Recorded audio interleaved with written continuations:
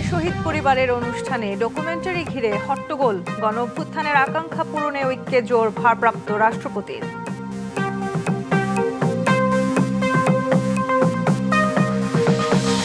একটি গোষ্ঠী পরিকল্পিতভাবে দেশকে অস্থিতিশীল করার চেষ্টা করছে অভিযোগ প্রধানমন্ত্রীর। ফ্যাসিবাদের উত্থানে সহযোগিতা কিনা ভাবার আহ্বান। আধিপত্যবাদের কাছে মাথা নত করলে জনগণ সমুচিত জবাব দেবে, মন্তব্য বিরোধী দলীয় নেতার। গণভোটের রায় বাস্তবায়ন না করে সরকার প্রতারণা করেছে। স্বৈরাচারী শাসনামলে মানুষকে পাখির মতো গুলি করে হত্যা করা হয়েছে। দল হিসেবে আওয়ামী লীগেরও বিচার হওয়া উচিত, মন্তব্য দুই মন্ত্রীর। এবার কাতারের মধ্যস্থতায় যুক্তরাষ্ট্র ইরান যুদ্ধ থামানোর চেষ্টা। শিগগিরই চুক্তি জানালেন ডোনাল্ড ট্রাম্প। পদত্যাগের গুজব নাকচ পেজেশকিয়ানের। জুলাই শহীদ পরিবারের সদস্য ও জুলাই যোদ্ধাদের সংবর্ধনা অনুষ্ঠানে প্রামাণ্যচিত্র ঘিরে ভারপ্রাপ্ত রাষ্ট্রপতি হাফিজউদ্দিন আহমদের উপস্থিতিতেই হট্টগোল হয়েছে। এনসিপির অভিযোগ, ওই প্রামাণ্যচিত্র একপেশে। মুক্তিযুদ্ধ বিষয়ক মন্ত্রীর দুঃখ প্রকাশের পর স্বাভাবিক হয় পরিস্থিতি। পরে কথা বলেন ভারপ্রাপ্ত রাষ্ট্রপতি। একদল অংশগ্রহণকারীর অনুষ্ঠানস্থল ছেড়ে যাওয়ায় লজ্জিত ও ব্যথিত তিনি। গণঅভ্যুত্থানের আকাঙ্ক্ষা পূরণে জোর দেন জাতীয় ঐক্যের ওপর। জুলাই গণঅভ্যুত্থান দিবসে বুধবার রাজধানীর চিন্মৈত্রী সম্মেলন কেন্দ্রে জুলাই শহীদ পরিবার এবং জুলাই যোদ্ধাদের সংবর্ধনা অনুষ্ঠানের আয়োজন করে মুক্তিযুদ্ধ বিষয়ক মন্ত্রণালয়। অনুষ্ঠানে জুলাই নিয়ে যে ডকুমেন্টারি দেখানো হয় তা নিয়ে কিছুটা হট্টগোল দেখা দেয়। এটিকে একপেশে বলে অভিযোগ করেন এনসিপির সদস্য সচিব ও সংসদ সদস্য আক্তার হোসেন। বসুন, আমি আপনাদের কাছে বিনীত অনুরোধ করছি, দয়া করে আপনারা এখানে এসে কথা বলুন। আমরা ডকুমেন্টারিতে যে অসঙ্গতিগুলো আছে, যে একপেশে ভাবে নির্মাণ করা হয়েছে, ইতিহাসের যে অংশগুলো এখানে মিসিং আছে, সেই বিষয়গুলো নিয়ে আমরা এখানে কথা বলবো। এক দফার যে ঘটনা, সেটাই ডকুমেন্টারিতে প্রদর্শিত হয় নাই। পরে অনুষ্ঠান থেকে বের হয়ে যান আক্তার হোসেন সহ এনসিপি নেতারা। শান্ত থাকার জন্য বিনীতভাবে অনুরোধ করছি। আমি করজোরে অনুরোধ করছি আপনাদের শান্ত থাকবার জন্য। পরিস্থিতি স্বাভাবিক করতে মঞ্চে উপস্থিত অতিথিরা সবাইকে শান্ত থাকার আহ্বান জানান। বিনীত অনুরোধ করছি। অল্প কিছুক্ষণ পরই অনুষ্ঠান শুরু হলে জুলাই শহীদ পরিবার ও জুলাই যোদ্ধাদের স্মৃতিচারণে আবেগঘন পরিবেশ তৈরি হয়। জুলাই যোদ্ধাদের সঠিক চিকিৎসা করা হোক। আমরা এখন হাসপাতালে গেলে সঠিক চিকিৎসা পাই না, ঠিক কিনা? আমাদেরকে অবহেলা করা হয়, ঠিক কিনা? আমাদের মানুষের দ্বারে দ্বারে দুয়ারে দুয়ারে ঘুরতে হয়, ঠিক কিনা? প্রতিবন্ধী ব্যক্তিদেরকে নিয়ে আপনারা একটু সোচ্চার হন, তাদের খোঁজ নিয়ে দেখেন যে তারা খুব দুর্বিষহ জীবনের মধ্যে চলাফেরা করছে। প্রধান অতিথির বক্তব্যে ভারপ্রাপ্ত রাষ্ট্রপতি হাফিজউদ্দিন আহমদ বলেন, যে কোনো পরিস্থিতিতে সবাইকে ধৈর্য ধরা উচিত। আবু সাইদ এই বিপ্লবের প্রতিচ্ছবি, প্রতীক। তার ছবি না থাকলে এটা কোনো ডকুমেন্টারি হলো না। সেখানে আরো নাই দেশনেত্রী বেগম খালেদা জিয়ার ছবি হতো নাই। সুতরাং কিছু ভুল হয়েছে এবং এই ভুল মাননীয় মন্ত্রী জোর হাতে স্বীকার করেছেন, ক্ষমা চেয়েছেন, বারংবার ক্ষমা চেয়েছেন। তারপর তো শান্ত হওয়া উচিত। এই ধরনের একটা জাতীয় অনুষ্ঠানে এটাকে পুষে সংসদের মতো একটা ওয়াকআউট, এটি বাঞ্ছনীয় নয়। ফ্যাসিবাদ কায়েম করা আওয়ামী লীগের কোনো অনুশোচনা নেই বলেও মন্তব্য করেন তিনি। এত অন্যায়, অবিচার, খুন, গুম, মানি লন্ডারিং, হত্যা, নির্যাতন, আয়নাঘর, এতে তারা কোনো লজ্জাবোধ করে না তো। আবার বলে যে ডিসেম্বর মাসে আসেন, দেশে এসে পদার্পণ করবেন। আমরা অপেক্ষা করে আছি, আসেন দেশে। দেশে আছেন, দেখা হবে ইনশাল্লাহ রাজপথে। 27 বছর বয়সে মুক্তিযুদ্ধ করেছি, এখন 82 বছর বয়সে আরেকটা করব বাংলাদেশ। জনকল্যাণে রাজনৈতিক দল ও নেতাদের কাজ করার আহ্বানও জানান ভারপ্রাপ্ত রাষ্ট্রপতি। পৃথিবীতে অনেক রাষ্ট্র আছে, তাদের এরকম নাগরিক নাই যে উদ্ধত সঙ্গীনের সামনে দুহাত তুলি আবু সাইদের মতো দাঁড়াতে পারবে। Anwar Hossain, BBC news, Dhaka. বাংলাদেশ কখনো আর তাবেদারি রাষ্ট্রে পরিণত হবে না, বরং জুলাই শহীদদের কাঙ্ক্ষিত বাংলাদেশ গড়তে চায় সরকার। জুলাই গণঅভ্যুত্থান স্মৃতি জাদুঘর উদ্বোধন করে এসব কথা বলেন প্রধানমন্ত্রী তারেক রহমান। দেশে কেউ কেউ অহেতুক দাবি তুলে অস্থিতিশীল পরিবেশ তৈরির চেষ্টা করছে অভিযোগ করে সরকার প্রধান প্রশ্ন তোলেন, এটি ফ্যাসিস্টদের আবারও উত্থানের সহযোগিতা কি না ভেবে দেখতে হবে। 2 বর্ষপূর্তিতে জুলাই গণঅভ্যুত্থান স্মৃতি জাদুঘরের দুয়ার খুলল। ২৪-এর আন্দোলনের স্মৃতিচিহ্ন ধরে রাখতে বুধবার সকালে রাজধানীর শেরেবাংলা নগরে জাদুঘরটির উদ্বোধন করেন প্রধানমন্ত্রী তারেক রহমান। উদ্বোধন শেষে জাদুঘরের বিভিন্ন গ্যালারিতে সংরক্ষিত নিদর্শন, আলোকচিত্র, দলিলপত্র ও স্মারকগুলো ঘুরে দেখেন প্রধানমন্ত্রী।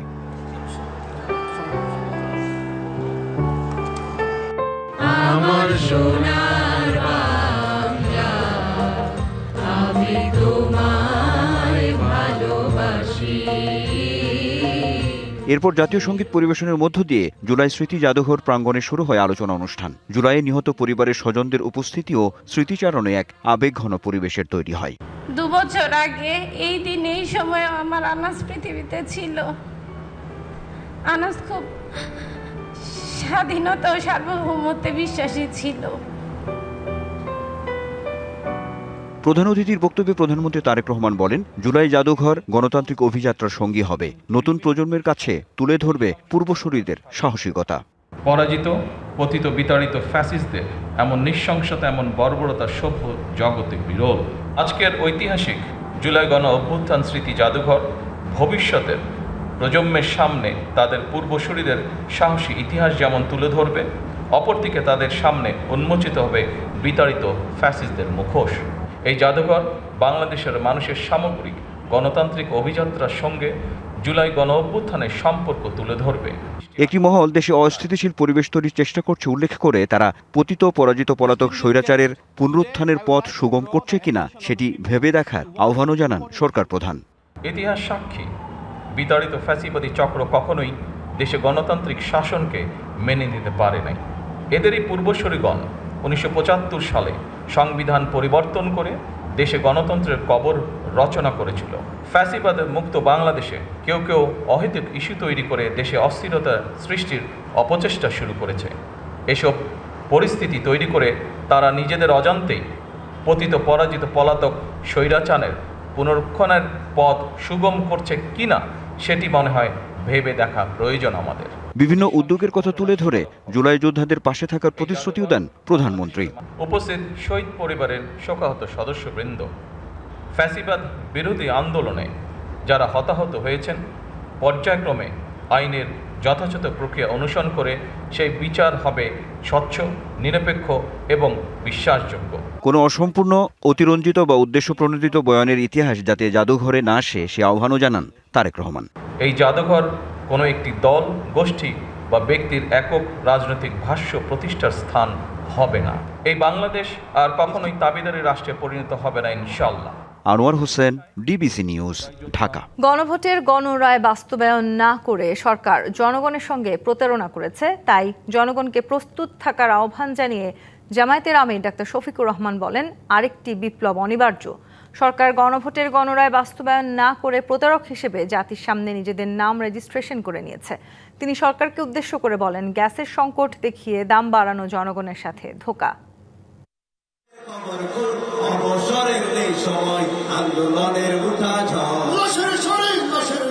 ত্যাগ আর অদম্য সাহসের পথ পেরিয়ে যে ইতিহাস লেখা হয়েছিল আজও তার প্রতিধ্বনি শোনা যায় মানুষের কণ্ঠে। 2 বছর পেরিয়েও জুলাই শুধু স্মৃতিতে নয়, দাবি, স্বপ্ন আর প্রত্যাশার নাম। শহীদদের আত্মত্যাগ, আহতদের বেদনা আর লাখো মানুষের ঐক্য বারবার মনে করিয়ে দেয় ইতিহাস কেবল স্মরণ করার জন্য নয়, তার অঙ্গীকার বাস্তবায়নেরও দায়িত্ব রয়েছে। দিনটি উপলক্ষে জামায়াত ইসলামীর নেতৃত্বাধীন 11 দলের গণসমাবেশ অনুষ্ঠিত হয় বায়তুল মোকাররম জাতীয় মসজিদের দক্ষিণ গেটে। জনসমাগম ছাড়িয়ে যায় গুলিস্তান 0 পয়েন্ট সহ আশেপাশের এলাকা। এই প্রধানমন্ত্রীর চেয়ার, এটা আপনার না, এটা বাংলাদেশের জনগণের। সরকারের সমালোচনা করে তাদের সন্ত্রাসী কর্মকাণ্ড বন্ধের পাশাপাশি কেন্দ্রীয় নেতাদের বক্তব্যে উঠে আসে গণ অভ্যুত্থান পরবর্তী বাংলাদেশের সংস্কারের গুরুত্ব। জুলাই ছিল, জুলাই আছে, জুলাই চলবে। 5 বছর নয়, 5 মাসের মধ্যে আপনাদের পতন জনগণ ঘটাবে। বেঈমান মুনাফিককে দিয়ে দেশের কখনো মঙ্গল হবে না। আবার নতুন করে যেই ফ্যাসিবাদ জেগে বসার চেষ্টা করছে, যদি আমরা শুরুতেই তাকে সঠিকভাবে ফ্যাসিবাদের পথ থেকে সরিয়ে আনতে না পারি, তাহলে 1400 দ্বিগুণে 2800 মানুষের রক্তের মাধ্যমে আমাদের এই ফ্যাসিবাদ মুক্ত করতে হবে। প্রধান অতিথির বক্তব্যে বিরোধী দলীয় নেতা বলেন, গণরায়ের পাহারাদার জনগণ, প্রয়োজনে জীবন দিয়ে হলেও তা বাস্তবায়নের আন্দোলন চলবে। লক্ষণ ভালো না, একটাও দেখতে পাচ্ছি না, সব যেন চূড়াবালিতে হারিয়ে যাচ্ছে। কার সাথে আটাক করে জাতির এই দাবিগুলোকে উপেক্ষা করা হচ্ছে আমরা জানতে চাই। এর জবাব প্রধানমন্ত্রীকে দিতে হবে। ফ্যাসিবাদীরা যে সমস্ত জুলুম করেছে, অপকর্ম করেছে, এই 5 মাসে আপনারা সবগুলার রেপ্লিকা, ফটোকপি আপনারা আমাদেরকে দেখিয়ে দিয়েছেন। একই সঙ্গে তিনি সরকারকে হুঁশিয়ারি দিয়ে বলেন, কোনো শাসক গোষ্ঠী যদি আধিপত্যবাদের কাছে মাথা নত করে তাহলে জনগণ তার সমুচিত জবাব দেবে। আপনারা ঐক্যবদ্ধ আছেন, থাকবেন, বুড়ি আঙ্গুল দেখানোর জন্য প্রস্তুত আছেন। Hasan Al Mamun, DBC news, Dhaka. জুলাই নিয়ে টানাটানি করলে জুলাই আমাদের কারও থাকবে না বলে মন্তব্য করেছেন স্বরাষ্ট্রমন্ত্রী সালাউদ্দিন আহমদ। বুধবার ঢাকায় জুলাই শহীদ পরিবার ও জুলাই যোদ্ধাদের সংবর্ধনা অনুষ্ঠানে তিনি এই কথা বলেন। কার্যক্রম নিষিদ্ধ আওয়ামী লীগ প্রসঙ্গে মন্ত্রী বলেন, গণহত্যার সঙ্গে জড়িত কোনো মাফিয়া শক্তিকে বাংলাদেশের মানুষ আর রাজনীতি করার সুযোগ দেবে না এবং রাজনৈতিক দল হিসেবে আওয়ামী লীগেরও বিচার হওয়া উচিত। পৃথিবীর জঘন্যতম এবং ঘৃণ্যতম হত্যাকাণ্ড এবং জঘন্যতম স্বৈরাচারকে আমরা দেখেছি। স্বৈরাচারের কবল থেকে মুক্তির পরে আমরা যদি বলি জুলাই কার, তাহলে জুলাই আমাদের কারোই থাকবে না। আমরা এই জুলাইকে নিয়ে রাজনীতি কেন করব? স্বৈরাচারী শাসনামলে বিনা বিচারে ৪,৫০০-এরও বেশি মানুষকে ক্রস ফায়ারের নামে পাখির মতো গুলি করে হত্যা করা হয়েছে বলে দাবি করেছেন আইনমন্ত্রী মোহাম্মদ আসাদুজ্জামান। বিকেলে জাতীয় শিল্পকলা একাডেমিতে এক আবৃত্তি উৎসবে তিনি এই কথা বলেন। জানান, আওয়ামী লীগ আমলে বিরোধী রাজনীতির সঙ্গে যুক্ত থাকার অপরাধে ৬০ লাখেরও বেশি মানুষের বিরুদ্ধে মিথ্যা ও গায়েবী মামলা দেওয়া হয়েছিল। গুমের শিকার হওয়া ৭০০-রও বেশি মানুষের স্বজনেরা আজও তাদের ফিরে আসার প্রতীক্ষায় থাকেন। ত্রয়োদশ জাতীয় সংসদের প্রথম অধিবেশনেই আইন সংশোধনের মাধ্যমে আবৃত্তিকে নাচ গানের মতো বাংলাদেশের শিল্প সংস্কৃতির একটি উন্নত অংশ হিসেবে স্বীকৃতি দেওয়া হয়েছে বলেও জানান মন্ত্রী। 2024-এর জুলাই আনার আগ দিয়ে 16 বছর সময়ে স্বৈরাচারের মুখোমুখি হয়ে যে সমস্ত সহযোদ্ধারা তাদের জীবন দিয়েছিলেন, তাদের মধ্যে ৪,৫০০-এর উপরে মানুষকে পাখির মতো গুলি করে বিনা বিচারে ক্রস ফায়ারের নামে হত্যা করা হয়েছিল। তাদেরকে শ্রদ্ধার সাথে স্মরণ করছি। ৭০০-র উপরে মানুষ যারা নিখোঁজ ছিলেন। বাংলাদেশ আর কখনোই পরমুখাপেক্ষী রাষ্ট্রের অবস্থায় ফিরে যাবে না বলে মন্তব্য করেছেন পররাষ্ট্রমন্ত্রী ডক্টর খলিলুর রহমান। বিকেলে ফরেন সার্ভিস একাডেমিতে জুলাই গণঅভ্যুত্থান দিবস উপলক্ষে আলোচনায় এই মন্তব্য করেন তিনি। বলেন, জুলাই পরবর্তী বাংলাদেশকে কোনোভাবেই পরনির্ভরশীল রাষ্ট্র হিসেবে দেখতে চায় না সরকার, বরং আত্মমর্যাদা, সক্ষমতা ও জাতীয় স্বার্থ প্রাধান্য দিয়ে বিশ্ব সম্প্রদায়ের সঙ্গে সমতা ও পারস্পরিক সম্মানের ভিত্তিতে সম্পর্ক গড়ে তোলাই হবে বাংলাদেশের পররাষ্ট্রনীতির মূল লক্ষ্য।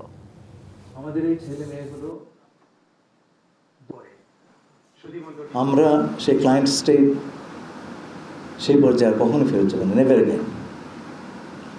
এবং এই কাজটার একটা বড় দায়িত্ব কিন্তু আমাদের।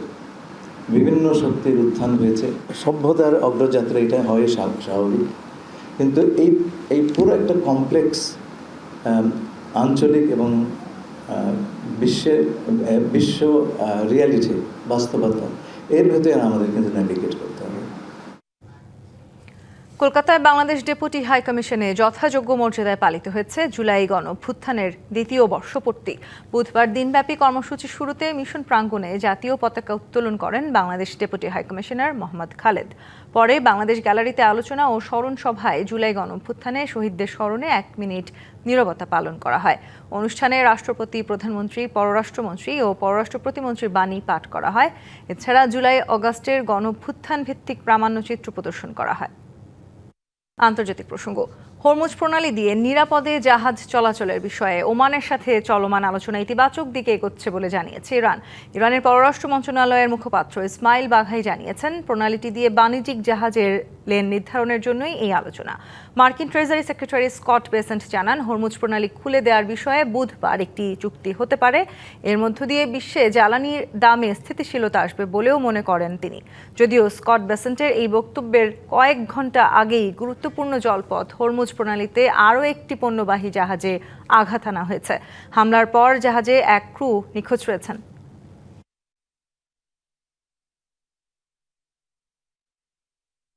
খেলার খবর।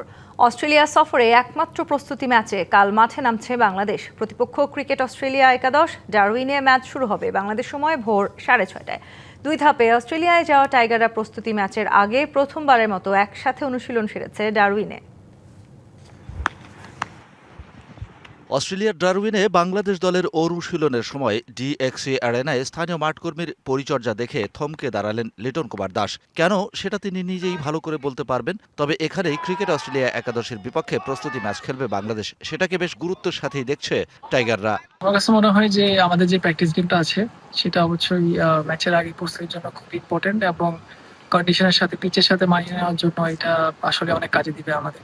1 আগস্ট নাজমুল শান্ত সহ গুটি কয়েক ক্রিকেটারের সাথে কোচিং স্টাফ পৌঁছায় অস্ট্রেলিয়ায়। দিন 3 পর দলের বাকি সদস্যরা যান অস্ট্রেলিয়ায়। বুধবার প্রথমবারের মতো পুরো দলের অনুশীলন দেখা গেল ডারউইনে। 23 বছর পর অস্ট্রেলিয়ার মাটিতে টেস্ট খেলতে গিয়ে স্বভাবতই বাংলাদেশকে খুঁজতে হচ্ছে ডারউইনে স্বাগতিকদের শক্তি ও দুর্বলতার জায়গাগুলো। 22 গজের লড়াইয়ে মাইটি অস্ট্রেলিয়ার বিপক্ষে ব্যাট বলের পাশাপাশি মগজের খেলায় নিশ্চয়ই পিছিয়ে থাকতে চাইবে না টাইগাররা। সেই লক্ষ্যেই তৈরি হচ্ছে দল, বললেন পেসার হাসান মাহমুদ। খুব ভালো প্র্যাকটিস সেশন হচ্ছে আজকে। ফিল্ডিং হলো, ব্যাটিং হলো, বোলিং হলো, এরপরে অবশ্যই আমাদের আরো সামনে অনেক টাস্ক আছে এবং অনেক সেশন আছে। 18 জুলাই 2003 ডারউইনে অস্ট্রেলিয়ার বিপক্ষে বাংলাদেশ খেলেছিল প্রথম টেস্ট। প্রায় 2 যুগ পর সেই ডারউইনে দ্বিতীয়বারের মতো মুখোমুখি হতে যাচ্ছে দুই দল। লাল বলের প্রেস্টিজিয়াস ক্রিকেটে অস্ট্রেলিয়া তখনও এগিয়ে ছিল বাংলাদেশ থেকে, এখনও আছে। অজি রাজ্যে 23 বছর আগে স্বাগতিকদের বিপক্ষে খেলা সেই বাংলাদেশ আর এই বাংলাদেশের মধ্যে পার্থক্য বেশ খানিকটা। টাইগারদের উন্নতি কতখানি সেটা বোঝানোর চ্যালেঞ্জটাই নিতে যাচ্ছেন নাজমুল শান্তরা। Shahan Papon, DBC news desk. সংবাদে এই ছিল এখনকার মতো। ডিবিসি নিউজের সংবাদগুলো পড়তে ভিজিট করুন dbcnews.tv আর ভিজিট করুন ডিবিসি নিউজের ফেসবুক পেজ এবং ইউটিউব চ্যানেল। সঙ্গেই থাকুন।